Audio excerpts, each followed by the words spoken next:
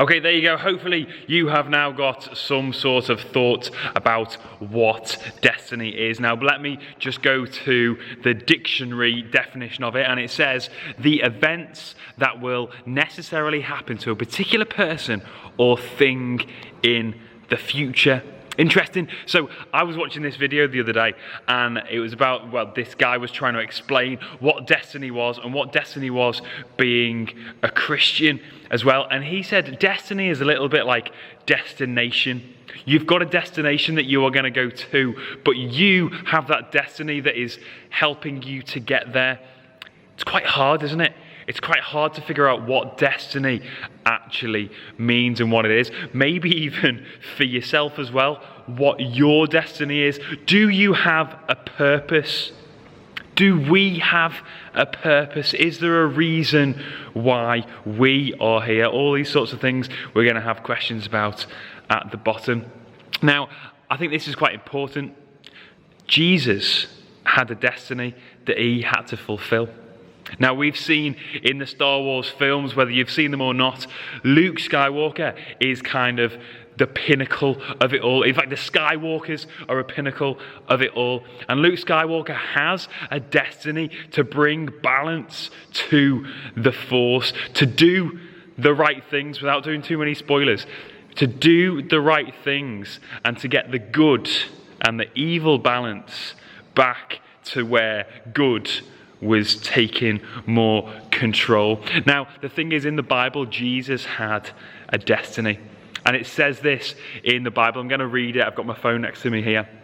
It says in Luke 19, verse 10, "For the Son of Man came to seek and save the lost." The reason why Jesus came was to save and seek the lost. And then in John 10:10 it says, "The thief comes only to steal, kill and destroy, but I come that you will have life and have life in abundance." So there you go. Jesus is saying, or what the Bible is saying is, Jesus' destiny was come to save us. That's why he came down to this earth. Now today, if you're watching this at the right time, it is Palm Sunday, which is a week before, sorry, I've gone out of focus there, which is a week before Easter Sunday. And this is the time where the triumphal entry happens. Hopefully you remember these stories. If you don't remember these stories, go into the Bible, go onto YouTube. In fact, there's some great YouTube videos on it. Or even go to our kids session that I do in the morning as well, because that explains and that goes through the story. And basically, Jesus is coming in to into Jerusalem.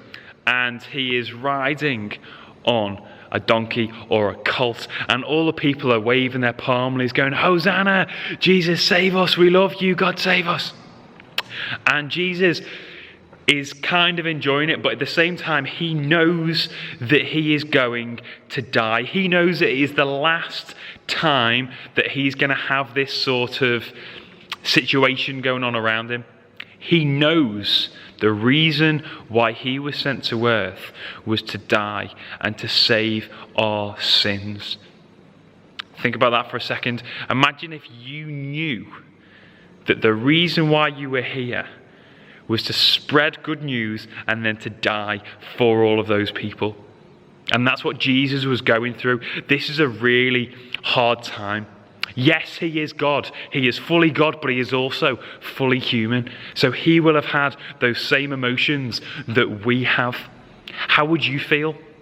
How would you feel if you had to do all that? How would you feel if those people who were cheering and chanting your names very soon afterwards were going to start saying, "Crucify him, get rid of him, kill him"? Could you do it? Could you sacrifice yourself for a friend? Now, I'm not telling you to go and sacrifice yourself for a friend. That's not what I'm saying at all. What I'm saying is that's what Jesus came to do. Now, below, I've got another quick video. I'll show you something underneath. Watch it, and then there'll be some questions underneath.